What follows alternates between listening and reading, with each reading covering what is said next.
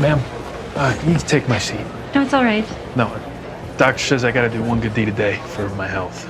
Come on, please. My name is Peter. I used to be an FBI agent. That night, I was taking the subway home. Out of the corner of my eye, I saw a man dressed in black. He slid his backpack under the seat.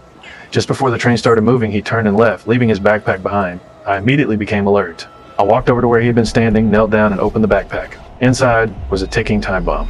My heart sank. I rushed over and pulled the emergency brake. The train screeched to a halt.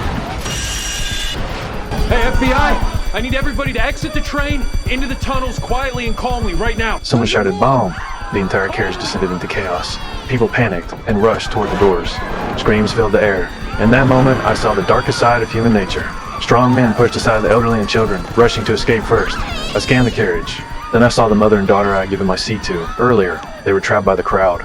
Unable to move, I ran towards them, picked up the little girl and shielded them as we pushed towards the exit. Just as we jumped off the train, a massive shockwave hit me. My vision blurred. I forced myself to open my eyes and saw that the mother and daughter were safe. Before losing consciousness, I saw the train's number, 2781. I didn't know that this number would draw me into a bigger storm. Thanks to my quick reaction, the casualties were not serious, but I suffered a concussion and was put on leave. The crowd surrounded the police line. At that moment, I saw him again, the man in black. He was mingling with the crowd. When I called for backup, he turned and ran away. I gritted my teeth and chased after him despite the pain. He entered a quiet alley but then disappeared. I drew my gun and slowly walked into the darkness. I approached a rubbish bin. Suddenly, the man collided with me from behind. He tried to grab my weapon. I pinned him down, but my physical condition was poor. I felt dizzy and weak. He pressed me to the ground. At that moment, I saw a snake-shaped tattoo on his waist. He gave up resisting and fled. I staggered to my feet and chased after him again. Suddenly, a car sped out and collided with me violently.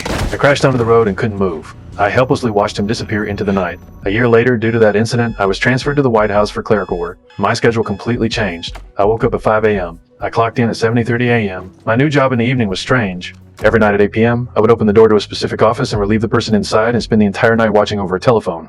It was an old-fashioned landline and it never rang, but if it did ring, it would mean the national security was threatened. For me, it felt like exile. Every night, I was alone with only the silent telephone for company. I didn't know how long this situation would last.